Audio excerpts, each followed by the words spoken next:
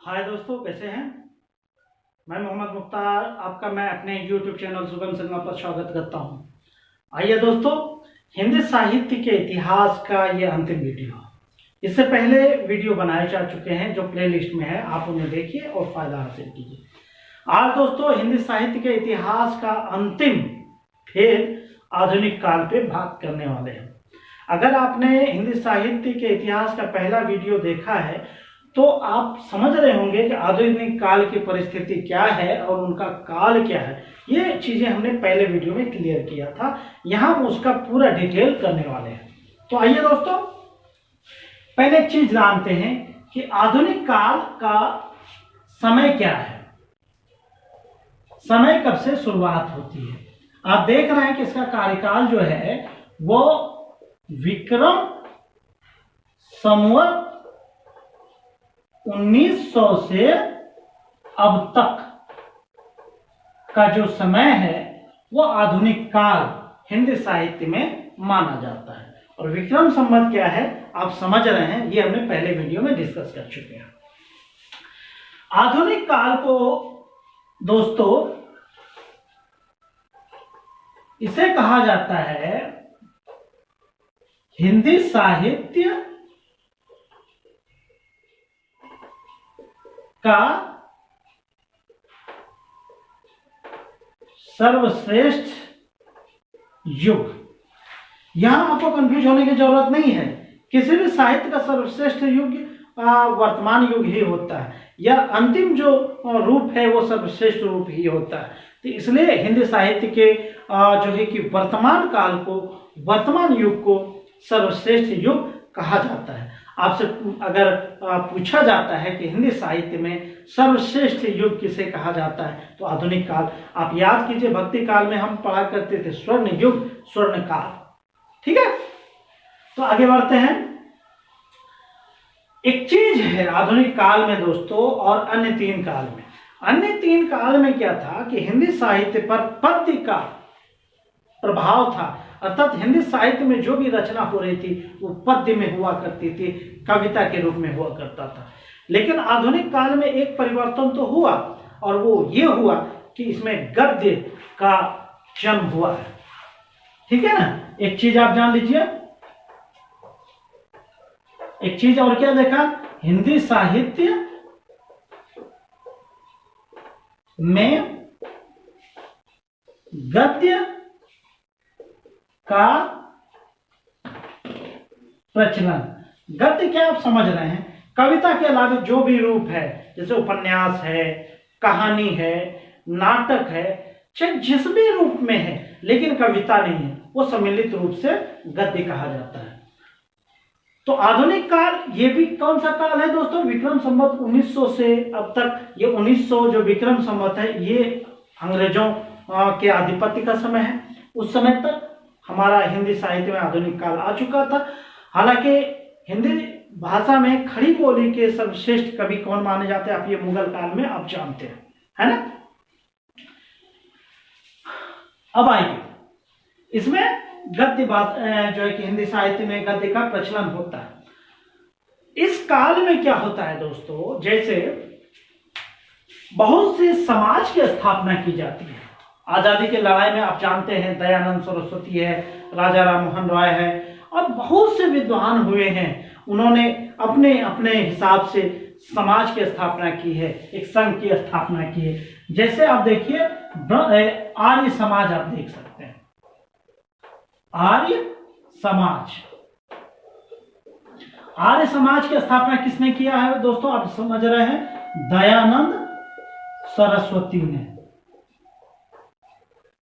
इन्होंने जो भी साहित्य की रचना की उन्होंने हिंदी में रचना की, और दयानंद सरस्वती जो है कि प्रबल समर्थक थे कि हमारी जो है कि भाषा हिंदी हो। ठीक है ना।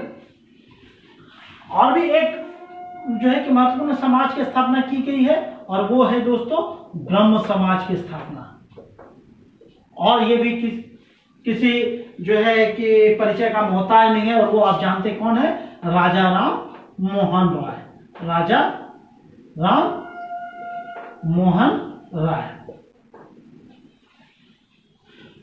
जो कई भाषाओं के ज्ञाता विद्वान जो भी कहिए, प्रभात नक्षत्र माना जाता है, पत्रकारिता का जनक भी माना जाता है। जो हिंदी साहित्य में पत्रकारिता का जन्म हुआ है वो इनका ही योगदान है। ठीक है दोस्तों, अब आगे बढ़ते हैं कि इस तरह तो ये स्थिति पाई गई। अब रही बात हमें जानने का प्रयास करना है कि हिंदी साहित्य में गद्य का जन्म हुआ कैसे। हुआ ऐसे कि भारतेंदु हरिश्चंद्र जी का जो है कि संपर्क बंगाली लेखकों से होता है।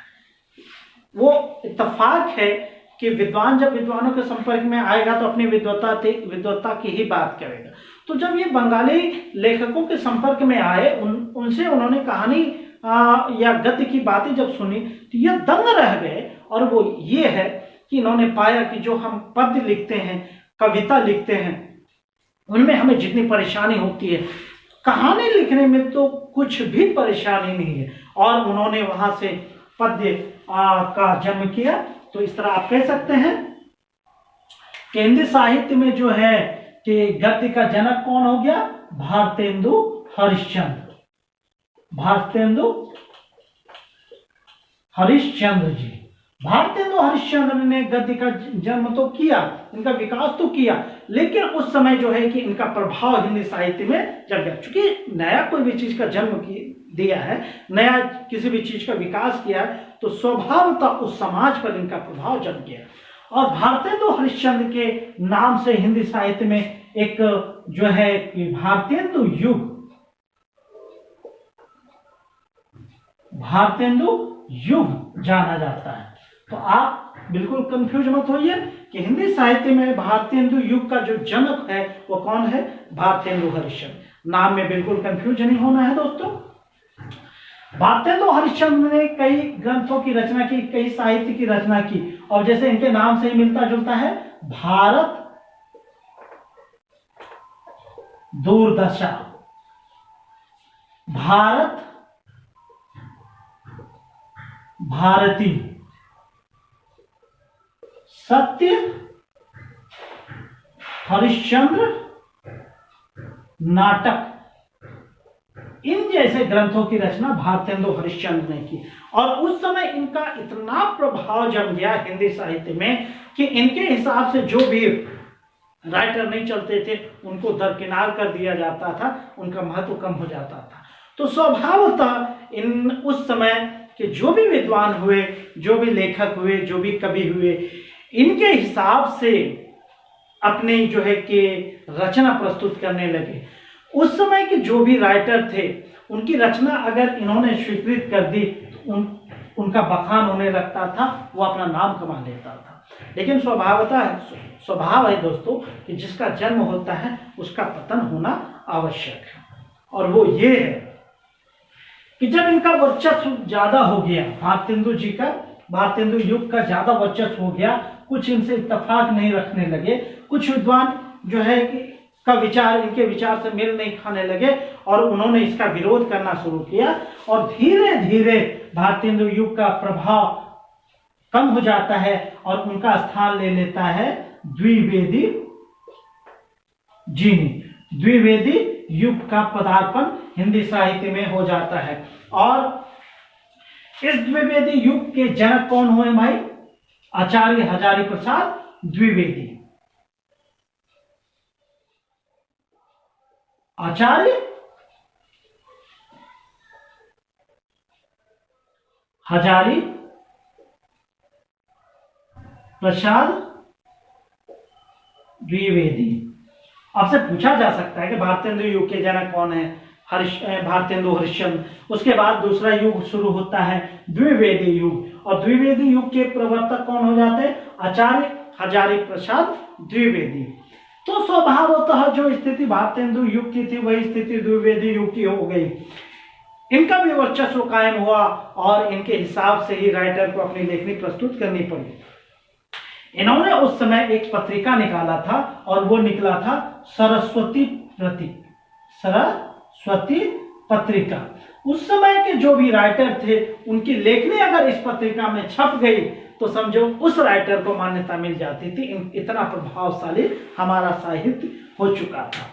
तो जिस तरह भारतेंदु युग की स्थिति हुई वही स्थिति द्विवेदी युग की होती है। इनसे भी कालांतर में समय के साथ जो है कि सब समय एक जैसा नहीं रहता, इनके भी साथ वही स्थिति होती है। कुछ विद्वानों ने इनका भी विरोध किया और इनके विरोध स्वरूप एक फिर तीसरे युग का जन्म होता है दोस्तों, और वो युग हो जाता है छायावाद युग का। क्या हो जाता है दोस्तों? छायावाद युग का। हिंदी में इस युग से संबंधित कई बार प्रश्न पूछे जाते हैं। छायावाद युग कोई एक के नाम से नहीं है। जैसे आप देख रहे हैं कि भारतेंदु युग में भारतेंदु जी का वर्चस्व, द्विवेदी युग में द्विवेदी जी का वर्चस्व, लेकिन छायावाद युग में किसी एक का नहीं बल्कि 4 कवि ऐसे हुए हैं जिनका वर्चस्व छायावाद युग में हुआ है दोस्तों। तो कई बार हमसे प्रश्न पूछा जाता है कि छायावाद युग के 4 सिरमौर कवि कौन कौन है। तो आपको जानना है कि छायावाद युग में कितने कवि हुए हैं भाई? 4 सिरमौर कवि हुए हैं। अब कौन कौन से हुए हैं वो हमें जानना है। पहले हैं जयशंकर प्रसाद, दूसरा सूर्यकांत त्रिपाठी निराला, तीसरे हैं दोस्तों सुमित्रा नंदन पंत, और चौथे हैं महादेवी वर्मा। इस चारों में आपको पहली बात तो ये जानना है, चारों का नाम याद रखना है। आपसे कभी भी पूछा जा सकता है कि इनमें से छायावाद युग के कवि कौन कौन है। जयशंकर प्रसाद, सूर्यकांत त्रिपाठी निराला, सुमित्रा नंदन पंत, महादेवी वर्मा, इन चारों में से एक नाम देगा और 3 कोई और होगा, तो आपको इनमें से चुनना है। या फिर 3 नाम दे देगा, एक कोई और रहेगा, उसमें पूछेगा इसमें छायावाद युग के कवि कौन नहीं है। और एक चीज है, उपनाम है इनका। जैसे महादेवी वर्मा को आधुनिक मीरा के नाम से जाना जाता है, आधुनिक मीरा के नाम से जाना जाता है। सुमित्रा नंदन पंत जी को प्रकृति के सुकुमार कवि के नाम से जाना जाता है, प्रकृति के सुकुमार कवि। निराला जी को आधुनिक कबीर के नाम से जाना जाता है। ठीक है दोस्तों, ये सब चारों नाम जो है इन्होंने हिंदी साहित्य में बहुत नाम कमाया है और इन्होंने एक बहुत ही महत्वपूर्ण जो है कि ग्रंथों की रचना की है, जो कि हम पाठकों को, हम नए युग के लोगों को बहुत ही जो है कि प्रभावित करता है। और चूंकि यह साहित्य है, साहित्य तो हम समाज का दर्पण होता ही है और समाज को दिशा दिखाने वाला भी होता है। लेकिन छायावाद युग भी स्थिर नहीं रह सका, इनका भी पतन होता है। लेकिन वो पतन उस तरह नहीं हुआ है जिस तरह भारतेंदु युग का, द्विवेदी युग का, सरस्वती युग का, द्विवेदी युग का होता है। भारतेंदु युग ने भी जो है कि आधुनिक युग में हिंदी साहित्य में एक अमिट छाप छोड़ी है और वो आज भी सारगर्भित है। लेकिन छायावाद युग के बाद भी एक युग आता है, आप पहले इनका स्क्रीनशॉट ले लें दोस्तों, फिर हम आगे बात करेंगे।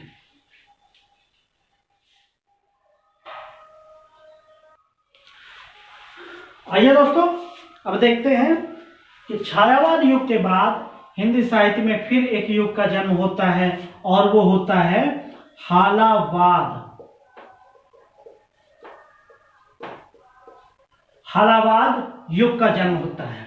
छायावाद आप समझ रहे हैं, कुछ के 4 कवि हुए हैं, लेकिन हालावाद युग के जो सिरमौर राइटर हुए हैं, लेखक हुए हैं, कवि हुए हैं, वो है हरिवंश राय बच्चन जी। ये हरिवंश राय बच्चन जी हैं और ये भी किसी नाम के मोहताज नहीं है दोस्तों। इन्हीं की पीढ़ी आज फिल्म जगत में बहुत नाम कमा रही है। हरिवंश राय बच्चन जी के पुत्र जी हैं अमिताभ बच्चन जी, जो कि महानायक के रूप में जाने जाते हैं। तो पिताजी हिंदी साहित्य में और पुत्र फिल्म साहित्य में अपना नाम रोशन किया है। और उनके पुत्र जी आप जान ही रहे हैं, अभिषेक बच्चन जी, उनकी वाइफ समझ ही रहे हैं विश्व सुंदरी रह चुकी है। तो आइए उस पर बात हम आगे कभी कर लेंगे। हरिवंश राय बच्चन एक ऐसे कवि हुए हैं जिन्होंने भी हिंदी साहित्य पे एक अमिट छाप छोड़ी है और इनके नाम से एक युग चला है और वो है हालावादी। इनके प्रमुख ग्रंथ रहे हैं दोस्तों, वो ग्रंथ क्या रहे हैं, जैसे मधुशाला, मधुबाला, मधुकलश इत्यादि ऐसे ग्रंथ हैं इन्होंने साहित्य की रचना की है। लेकिन ये साहित्य सिरमौर साहित्य माने जाते हैं जो महत्वपूर्ण स्थान रखते हैं। हालावाद युग का भी वही हश्र होता है जो छायावाद युग का होता है। यहाँ हश्र कह देना ज्यादती होगी कि जिसका जन्म होता है उसका पतन होता ही है दोस्तों, लेकिन ये पूरी तरह पतन नहीं होते, उनके बाद कोई नई चीजें जन्म लेता है। ठीक है, हालावाद युग के बाद आ जाता है प्रगतिशील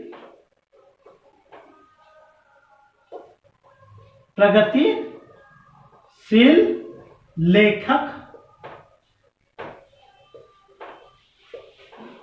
संघ। मतलब कुछ लेखक हैं, उनका एक संघ बना, उसका नाम प्रगतिशील लेखक संघ रखा गया और उस संघ के सर संचालक बने मुंशी प्रेमचंद जी। मुंशी प्रेमचंद जी बने हैं। यह प्रेमचंद जी हिंदी साहित्य के शिल्पी माने जाते हैं, कहानीकार माने जाते हैं, कहानी जो है कि कहानी के पितामह माने जाते हैं ना। इसको क्या कह देंगे आप, हिंदी साहित्य में हिंदी कहानी के शिल्पी माने जाते हैं। इन्होंने जो कहानियों की रचना की है और सारी कहानियों का एक संकलन किया गया है, उस कहानी को जो नाम दिया जाता है मानसरोवर। मानसरोवर एक कहानी का संग्रह है जिसमें इन्होंने 300 कहानियां लिखी है दोस्तों। कितनी कहानियां, 300 कहानियां लिखी है, उसको मानसरोवर के रूप में संग्रहित किया गया है। आपको बाजार में ये 8 वॉल्यूम में मिल सकता है, कहीं कहीं तो 2 वॉल्यूम में अवेलेबल है। इसके अलावा उन्होंने बहुत से उपन्यास की रचना की। अब जैसे इनका महत्वपूर्ण उपन्यास जैसे गोदान, गबन इत्यादि ऐसे उपन्यास है जो इन्होंने रचना की है। ये है, इनके बाद भी ये हिंदी साहित्य जो अपने विकास के क्रम में है, इनके बाद भी जो है ये आगे बढ़ता ही जा रहा है। जैसे प्रेमचंद के बाद जो है एक प्रमुख लेखक हुए हैं और वो फणीश्वर नाथ रेणु जी है। जैसे आधुनिक प्रेमचंद कहें या द्वितीय प्रेमचंद कहें, जैसे द्वितीय प्रेमचंद कौन है, फणीश्वर नाथ रेणु जी। फणीश्वर नाथ, ठीक है। तो इस तरह दोस्तों हमने देखा कि हिंदी साहित्य जब से इनका इतिहास है, हिंदी साहित्य का इतिहास, ये भी एक लंबा इतिहास रहा है और वो निरंतर अपने प्रगति पथ पर बढ़ता ही जा रहा है। आधुनिक काल में क्या है दोस्तों, अब जैसे ये फणीश्वर नाथ रेणु का एक महत्वपूर्ण या आखिरी आप रचना कह सकते हैं अधूरा मंगल सूत्र, अपूर्ण मंगल सूत्र, ये पूर्ण नहीं कर सके और इनकी मृत्यु हो गई। ठीक है दोस्तों, इस तरह हमने देखा। इसके बाद भी ये कारवां बढ़ता ही जा रहा है। अब तो छोटे छोटे संघ हुए जा रहे हैं, क्योंकि हिंदी साहित्य अब स्वतंत्र हो चुका है, कोई भी अपना संघ बना सकता है, कोई भी अपना रूप में इसे ढालने का प्रयास कर सकता है। इस तरह दोस्तों हमने देखा कि हिंदी साहित्य किन रूपों में बढ़ता गया है, लेकिन आपको समझने में कोई दिक्कत नहीं रही होगी। एक बार फिर से, हिंदी साहित्य में शुरुआत होता है पहले द्विवेदी युग, सॉरी भारतेंदु युग,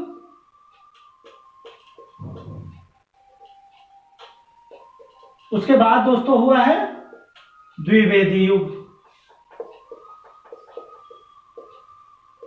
उसके बाद हुआ है दोस्तों छायावाद युग, उसके बाद हालावाद युग, उसके बाद प्रगतिशील लेखक संघ, उसके बाद तो ये बढ़ता ही जा रहा है कारवा। इसी के साथ उम्मीद है दोस्तों कि आपको ये वीडियो अच्छा लगा होगा और आपको याद भी हुआ होगा। अगर आपको अच्छा लगे तो वीडियो को लाइक कीजिए, कमेंट कीजिए दोस्तों, क्योंकि आप कमेंट करते हैं तो वही मेरी एनर्जी होती है और लाइक करते हैं तो भी वही मेरी एनर्जी होती है। और इसे जितना ज़्यादा से ज़्यादा शेयर कीजिए दोस्तों। इसी के साथ कि आपको हमारी पढ़ाई पसंद आ रही है और आप लाभान्वित हो रहे हैं, इसी के साथ और इसे शुभकामनाओं के साथ थैंक यू, जय हिंद, जय भारत।